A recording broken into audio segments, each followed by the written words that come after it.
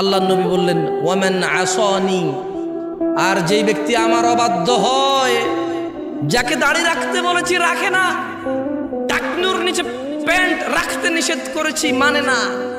যাকে বলেছি বাবা মায়ের সাথে ভালো ব্যবহার করো সে আমার কথা মানে না, যাকে বলেছি 5 ওয়াক্ত 17 রাকাত নামাজ পড়োই পড়ো নালে মুসলিম থাকবা না সে পরোয়া করে না, যাকে বলেছি তোমার হালাল থেকে খাও, হালাল থেকে উপভোগ করো, যাকে বলেছি মেয়ের কাছে যেও না বিবাহ ছাড়া, বলেছি কোনো মহিলার সাথে কথা বলিও না অপ্রয়োজনে প্রয়োজন ছাড়া, যে এগুলো মানে না, ওয়ামান আসানি, শুনে নাও আমার সাহাবারা, যেই ব্যক্তি আমি মুহাম্মদের অবাধ্য করলো, যেই ব্যক্তি আমার অবাধ্য হলো, বলেছি সলাতে আসতে, যাকাত দিতে, হজ করতে, সৎ ব্যবহার করতে, জমিনে নম্র এবং ভদ্রভাবে চলতে, বলেছি কোরআনুল কারীমের শিক্ষায় নিজেকে শিক্ষিত করতে, বলেছি আল্লাহ ভীরু হতে, বলেছি আল্লাহ যা পছন্দ করে তা পছন্দ করো, আঁকড়ে ধরো,